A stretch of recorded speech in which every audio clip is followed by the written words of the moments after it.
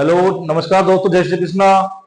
आज मैं आपके सामने हाजिर हुआ हूँ नया टॉपिक लेके। इसका नाम है फंक्शंस ऑफ मैनेजमेंट। सबसे पहले दोस्तों मैं आपका स्वागत करता हूँ मेरे यूट्यूब चैनल जिसका नाम है कॉमर्स बाय एसपी सर में। दोस्तों शुरुआत करते हैं आज का टॉपिक हम लोग फंक्शंस ऑफ मैनेजमेंट, यानी मैनेजमेंट के कौन कौन से फंक्शंस होते हैं। फंक्शंस का मतलब मैनेजमेंट के कौन कौन से कार्य होते हैं। सबसे पहले जो कार्य आता है वो हम लोग बात करते हैं प्लानिंग का, इसको हिंदी में हम लोग नियोजन भी बोलते हैं। और नियोजन में क्या शामिल होती है? योजना। तो सबसे पहले बात करते हैं प्लानिंग होती क्या है। तो बेसिकली बात करूं कि जब भी कोई हम लोग घर बना रहे हैं, मकान बना रहे हैं, तो सबसे पहले उसका जो सबसे पहला काम किया जाता है वो बनाई जाती है उसकी नींव। और जो प्लानिंग होती है वो हमारे मैनेजमेंट की क्या होती है? नींव होती है। इसका मतलब मैनेजमेंट के सारे फंक्शन किसके ऊपर टिके होते हैं? प्लानिंग के ऊपर। क्योंकि जिस घर की जितनी ज्यादा नींव मजबूत होगी उसमें उतने ही ज्यादा फ्लो चढ़ाए जा सकते हैं। इसीलिए अगर हमारी प्लानिंग बेटर होगी उस सिचुएशन में सबसे ज्यादा हम ये कह सकते हैं कि हमारे चांसेस होंगे मैनेजमेंट के सक्सेस होने के लिए। सबसे पहला जो फंक्शन है प्लानिंग, वो सबसे बेस्ट होना चाहिए। इसीलिए प्लानिंग बहुत ही बेहतर ढंग से किया जाता है। इसीलिए प्लानिंग को हम लोग क्या बोलते हैं? इंटेलेक्चुअल प्रोसेस बोलते हैं। ये पूरी तरह से बौद्धिक क्या होती है? प्रक्रिया। तो क्या समझे आप कि प्लानिंग क्या होता है? जैसे हमारे मकान में बेस होता है, नींव होता है, वैसे ही मैनेजमेंट के फंक्शंस में प्लानिंग सारे फंक्शंस के लिए नींव का कार्य करती है। और नींव जितनी मजबूत होगी उतना ज्यादा उसके ऊपर फ्लो चढ़ाए जा सकते हैं। देखिए बेटा, सबसे पहले बात करते हैं प्लानिंग। तो क्या है प्लानिंग के लिए? डिसाइडिंग इन एडवांस, यानी पहले से ही सोचना। एडवांस का मतलब अग्रिम सोचना। Deciding advance what to do, यानी क्या करना है। सबसे पहले हमें यह पता होना चाहिए जीवन में कि हमें कौन सा काम करना है। उसके बाद में आनी चाहिए दिमाग में बात की कैसे करना है। सबसे पहले क्या फाइंड आउट करना है कि हमें कार्य कैसे, सबसे पहले कि कौन सा कार्य हमें करना है और उसके बाद में ये कार्य कैसे करना है, उसके कौन कौन से अल्टरनेटिव रहेंगे। उसके बाद में बात करते हैं हम लोग व्हेन टू डू, ये कार्य कब करना है, क्योंकि timing is very important. Next, who is going to do it, ये कार्य हमें खुद को करना चाहिए, हम इसके लिए बेस्ट पर्सन है, या इस कार्य को हमसे भी बेस्ट कोई कर सकता है, उस पर्सन से ये काम करवाना है। तो सबसे पहले हमने क्या बात की? व्हाट टू डू, यानी हमें कौन सा कार्य करना है।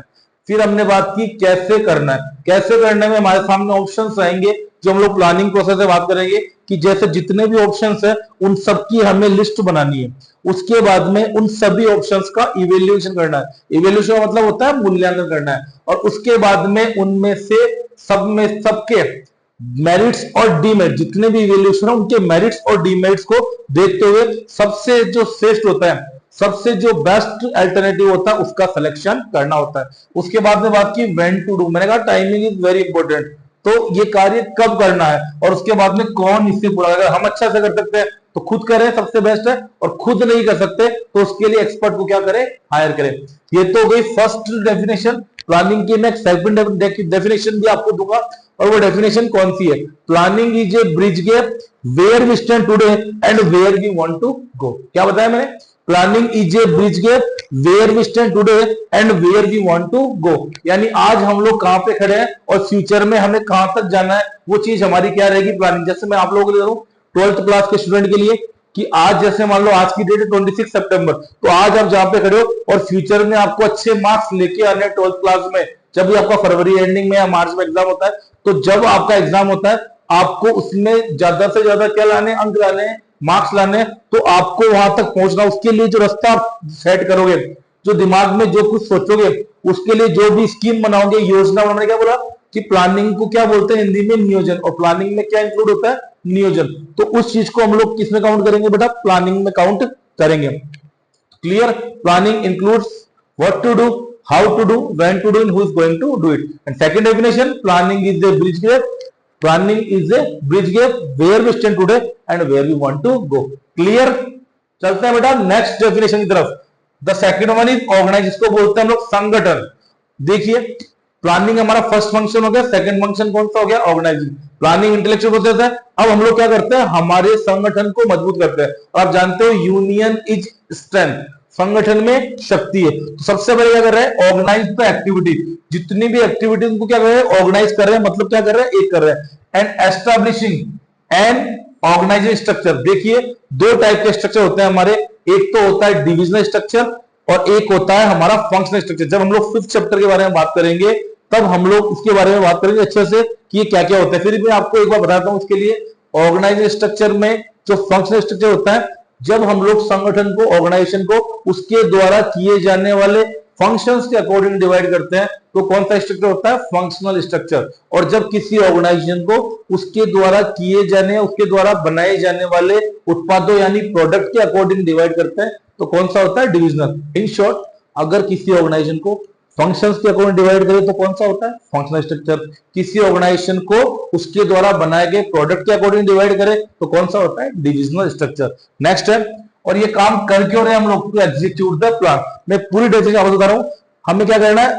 जितनी भी एक्टिविटीज हमको क्या करना है? एक करना है, और साथ में क्या करना है? एस्टैब्लिशिंग करना है ऑर्गेनाइजेशन स्ट्रक्चर, चाहे तो फंक्शनल और चाहे तो डिविजनल। और किसके लिए कर रहे हैं हम लोग? हमारे प्लान को एग्जीक्यूट करने के लिए, यानी हमारे प्लान को अप्लाई करने के लिए। ठीक है दोस्तों, नेक्स्ट हम लोग बात करते हैं स्टाफिंग के बारे में। उससे पहले मैं आपको बोलता हूं कि प्लीज मेरे चैनल को ज्यादा से ज्यादा सब्सक्राइब करें, लाइक करें, शेयर करें और कमेंट करें। चैनल का नाम है कॉमर्स बाई एसपी सर, समझना। आगे देखिए, नेक्स्ट है स्टाफिंग। नेक्स्ट हम लोग बात करते हैं स्टाफिंग। स्टाफिंग मींस, अगर हम लोग बात करें तो स्टाफिंग का मतलब होता है नियुक्तिकरण, जिससे हम लोग क्या बोलते हैं? अपॉइंटमेंट। तो देखिए, सबसे पहले स्टाफिंग में किसे काउंट करते हैं हम लोग? रिक्रूटमेंट। रिक्रूटमेंट का मतलब होता है भर्ती, और रिक्रूटमेंट क्या होता है? Positive process. सेकंड हम लोग बात करते हैं सेलेक्टिंग। सिलेक्शन का मतलब होता है चयन, और चयन क्या होता है? एक नेगेटिव प्रोसेस होता है। और उसके बाद में हम बात करते हैं अपॉइंटिंग द एम्प्लॉय, यानी कौन सा प्रोसेस है? रिक्रूटमेंट करने का, सिलेक्शन करने का और एम्प्लॉइज को अपॉइंट करना। एक हम लोग कह सकते हैं स्टाफिंग के सिंपल सी डेफिनेशन, राइट पर्सन।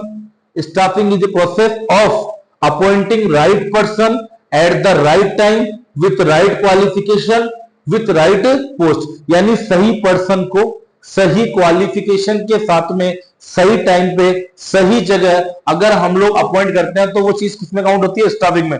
नेक्स्ट हम लोग बात करते हैं असाइनिंग देम ड्यूटीज। ड्यूटीज मतलब उनको जो काम दिया गया वो काम सौंपना। असाइनिंग मतलब क्या होता है? उस काम को सौंपना। Next, maintaining good relation. कोशिश करते हैं जो भी स्टाफ हमारे पास अवेलेबल है उनके बीच में जो रिलेशन है वो गुड हो या कॉर्डियल, यानी अच्छा रिलेशन उनके मेंटेन हो।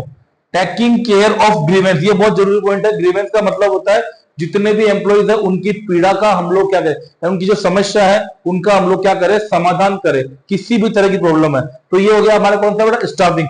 नेक्स्ट हम लोग बात करते हैं डायरेक्टिंग। डायरेक्टिंग को हम लोग क्या बोलते हैं? निर्देशन।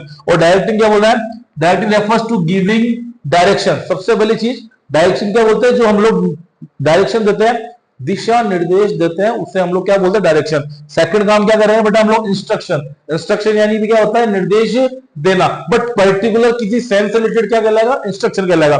नेक्स्ट, मोटिवेटिंग ने, मोटिवेटिंग का मतलब होता है अभिप्रेरित करना, उन्हें उस काम के लिए प्रोत्साहित करना, क्या कहलाएगा? मोटिवेटिंग।